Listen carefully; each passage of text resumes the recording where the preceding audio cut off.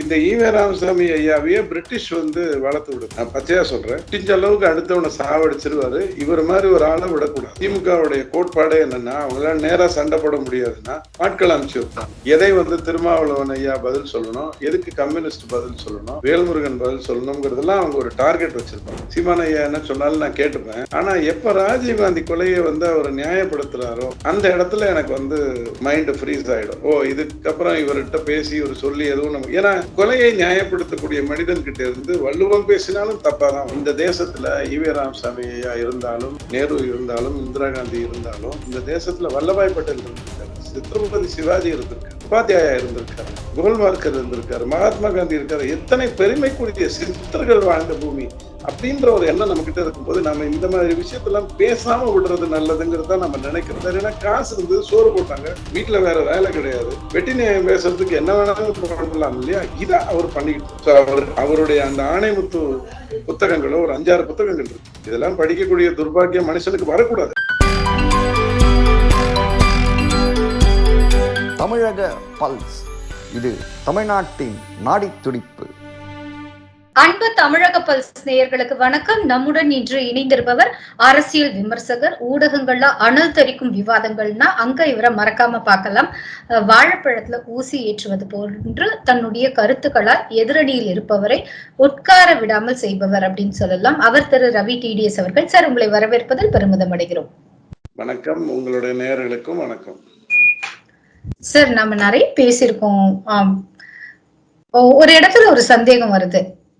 இன்று சீமான் அவர் பொதுவாகவே ஒரு கருத்தை ஸ்ட்ராங்கா சொல்றதை விட சில சமயம் அந்த கருத்துக்கு அப்படியே பல்ட்டியையும் அடிப்பார். அவர்லாம் எங்க அப்பா அப்படின்லாம் சொல்லிடுவார், அப்பா சித்தப்பா அந்த மாதிரி எல்லாம் சொல்லிடுவாரு. ஆனா பெரியாரை பற்றி பேசும்போது ரொம்ப ஸ்ட்ராங்கா ஸ்டபர்னா தன்னுடைய கருத்துக்களை மீண்டும் மீண்டும் அவர் சொல்றாரு, இந்த இடத்துல பதிய வைக்கிறாரு. அதை தொடர்ந்து ஒரு 2 வாரங்களா அதுதான் சர்ச்சையா போய்கொண்டிருக்கு. இதற்கு முன்னாடி பெரியாரை இத்துணை தூரம் அவருடைய கொள்கைகளை கீழே போட்டு மிதிச்சது யாரு? அப்படி கீழே போட்டு மிதிச்சவங்களே அவங்களை ஏன் தூக்கி பிடிச்சு கொண்டாட காரணம் என்ன? இல்ல, இந்த மாதிரி ஒண்ணு நடக்கவே இல்லை. நீங்க நினைக்கிற மாதிரி யாரோ அவரை தூக்கி பிடிச்சு அல்லது யாரோ அவரை விமர்சிச்சு, அவர்கள் நேத்திக்கு அந்த சமூக ஆர்வலரை லாரியில போட்டு ஏத்தி கொண்டுட்டு 2 வாட்டி உயிர் போயிடுச்சான்னு பாக்குறதுக்கு 2 வாட்டி ஏத்தி கொண்டேங்கிற மாதிரி எல்லாம் எதுவுமே நடக்கல. உண்மையை சொன்னா ஈவே ராமசாமி ஐயாவுடைய புத்தகத்தை படிக்கிறவங்களுக்கு, முழுசா படிக்கிறவங்களுக்கு, அதாவது நீங்க தேர்ந்தெடுத்து படிச்சீங்க அப்படின்னு வச்சுக்கோங்க. இப்போ உதாரணத்துக்கு மகாபாரதத்தை கொண்டு போய் கமலஹாசன் கொடுத்தா, மகாபாரதம் எனக்கு சூதாட கத்து கொடுக்கறதுன்னு அவர் சொல்றாருன்னா அவருடைய அறிவு லெவல் நமக்கு புரிஞ்சிடும்ல. மகாபாரதத்துல இருந்து அவர் சூதாடுவதை எடுத்துக் கொள்கிறார். நம்ம என்ன பண்ண முடியும்? இப்ப சின்ன குழந்தைங்கலாம் பொட்டி கடைக்கு போன உடனே நீங்க பாவம் ரொம்ப கஷ்டப்பட்டு இருக்கிற காசுக்கு ஏதோ ஒன்று வாங்கலாம் அப்படின்னு நினைக்கும் போது அது பஞ்சு மிட்டாய் எடுக்கும். அந்த மாதிரி கமலஹாசன் மாதிரி இருக்கிறவங்க மகாபாரத்ல இருந்து எதை எடுக்கிறாங்க அப்படின்னா சூதாட்டத்தை எடுத்துக்கிறாங்க. ராமாயணம்னு ஏதாவது பேச சொல்லுங்க, ரொம்ப அறிவாளி மாதிரி எல்லாரும் பேசுவாங்க, பயங்கரமா பேசுவாங்க. அதுங்க ஒரு சீதையை சந்தேகப்பட்டது அப்படின்னு ஆரம்பிப்பாங்க. ராமருங்கிறது எவ்வளவு ஒரு பெரிய விஷயம். அந்த அந்த தசரதம்ங்கிறதோ அல்லது அந்த அயோத்தியாங்கிறதோ எவ்வளவு பெரிய விஷயம்.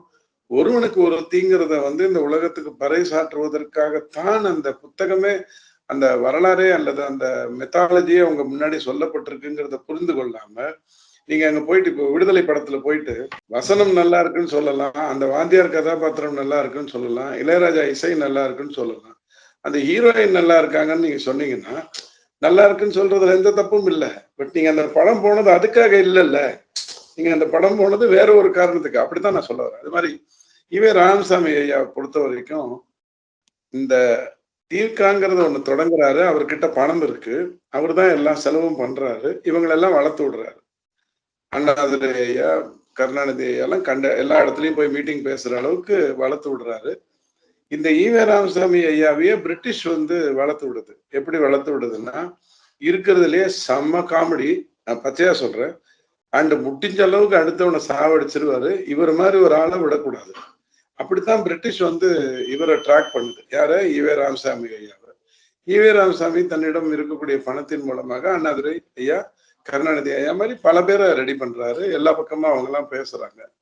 ஒரு கட்டத்துல தன்னுடைய சொத்தை காப்பாற்றுவதற்காக ஒரு திருமணம் அவர் பண்ணிக்கிறாருன்னு உடனே இவங்க எல்லாருமே ஈவே ராமசாமி ஐயாவை கேலி பண்ணாங்க, கேவலப்படுத்தினாங்க, மட்டுப்படுத்தினாங்க.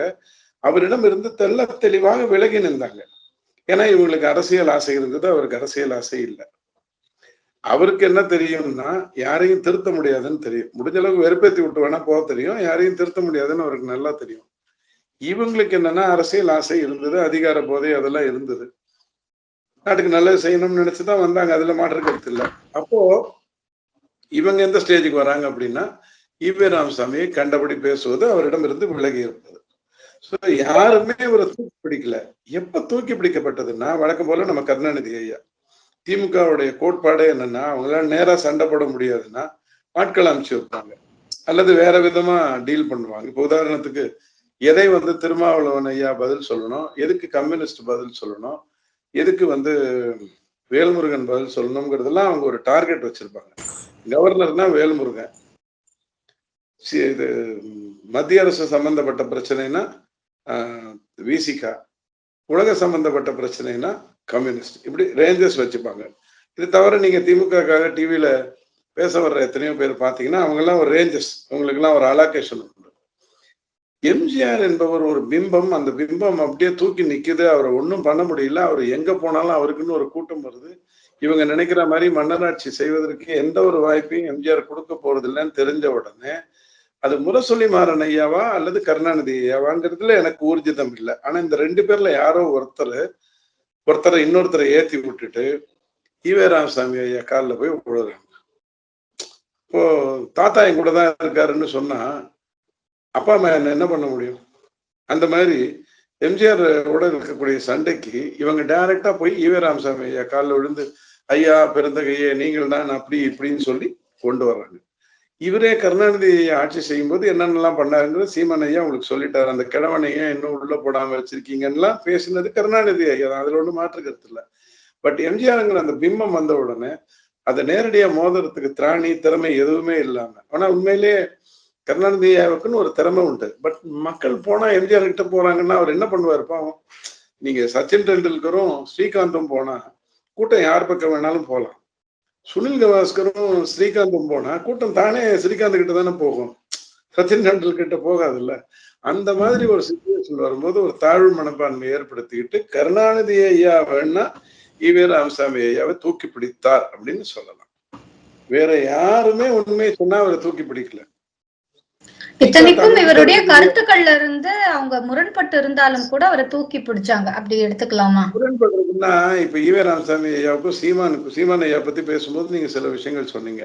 இன்னைக்கு ஒண்ணு சொல்லுவாரு, நாளைக்கு முரண்படுவாருன்னு. எனக்கு என்னன்னா சீமான் ஐயா என்ன சொன்னாலும் நான் கேட்டுப்பேன். ஆனா எப்ப ராஜீவ்காந்தி கொலையை அவரை நியாயப்படுத்துறாரோ அந்த இடத்துல எனக்கு மைண்ட் ஃப்ரீஸ் ஆயிடும். ஓ இதுக்கப்புறம் இவர்கிட்ட பேசி இவர் சொல்லி எதுவும் நம்ம, ஏன்னா ஒரு கொலையை நியாயப்படுத்தக்கூடிய மனிதன் கிட்ட இருந்து வள்ளுவம் பேசினாலும் தப்பாதான் வரும், ராமாயணம் பேசினாலும் தப்பாதான் வரும். நம்ம கொஞ்சம் விலகி நின்றுறது, ஒரு 10 அடி தள்ளி நின்றுறது நல்லதுங்கிறது தான். சீமான் ஐயா எப்படி மாறி மாறி பேசி குழப்பறாருன்னு நீங்க நினைக்கிறீங்களோ அதை விட பயங்கரமா மாறி மாறி பேசியது ஈவே ராமசாமி. தனக்கு ஒரு பெரிய ஞானம் இருப்பதா நினைச்சுக்கிட்டு, தன்னை ஒரு தெய்வ பிறவியா நினைச்சுக்கிட்டு, காசு இருக்கிற ஒரே காரணத்தினால எல்லாரும் சலாம் போடுவாங்கல்ல.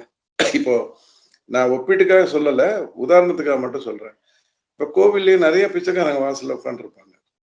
ஒரு பிச்சைக்காரன் மட்டும் செம கெத்தா உட்காந்துருப்பாரு. எல்லாரும் அவர்கிட்ட போய் அந்த பிச்சைக்காரங்களே அவங்க கிட்ட போய் வணக்கம் சொல்லுவோம். ஏன்னா அவர்கிட்ட தான் காசு நிறைய சேரும், வாங்கின காசெல்லாம் ஒழுங்கா சேமிச்சு வச்சிருக்காரு, அதுக்குதான் அவர்கிட்ட போவாங்க. சோ பிச்சைக்காரங்க கிட்டே ஒரு தலைவர் இருக்காருன்னா இதுக்கு மாதிரி இருக்கிறவங்களுக்கு எல்லாம் தலைவர் இல்லாம போயிருவாங்களா? சோ ஈவே ராமசாமி ஐயாவுக்கு தன்னை பெரிய ஞானி, நான் வசிஷ்டரை விட இவரை விட அவரை விட அப்படின்ற மாதிரி ஒரு எண்ணம் அவர் மனசுல வந்துருச்சு. ஜவஹர்லால் நேரு ஒரு லெட்டர் எழுதும் போது இவங்கெல்லாம் சொல்றாங்க இல்லையா, ஈவே ராமசாமி ஐயா அப்படி பண்ணாரு இப்படி பண்ணாருன்னு. அவர் காமராஜுக்கு எழுதும் போது யார் அந்த லுனாட்டிக்னு கேட்கிறாரு. மனநிலை பாதிக்கப்பட்ட மறை கடந்த, அதான் அதுக்கு சரியான அர்த்தம் லுனாட்டிக். அப்போ யார் அந்த லுனாட்டிக்னு கேட்கிறாரு. நேரு கேட்கிற அளவுக்கு ஒருத்தர் கேவலமா இருந்திருக்காருன்னா, இப்ப காந்தி கேட்டாருன்னா ஏதோ ஒரு கோபத்துல கேட்கிறாரு, நல்ல மனுஷன் அப்படின்னு நீங்க சொல்லலாம். நேருவே பயங்கரமான ஆளு, அவரே ஒருத்தர் லுனாட்டிக்னு கேட்கிறாருன்னா அப்ப நீங்க யோசிச்சு பாருங்க இந்த சிஸ்டம் எங்க இருந்து லாக் ஆகுதுன்னு. இது எல்லாம் நாம இன்னைக்கு பேச வேண்டாம்னு நினைக்கிறோம். இன்னைக்கு இருக்கக்கூடிய இளைய தலைமுறைக்கு நம்ம இதெல்லாம் பேச வேண்டாம்னு ஏன் நினைக்கிறோம்னா, நம்ம குடும்பத்துல ஒரு தப்பு பண்ணுவோம் எல்லாருமே. அது நீங்களும் பண்றதுக்கு வாய்ப்பு இருக்கு, நானும் பண்றதுக்கு வாய்ப்பு இருக்கு.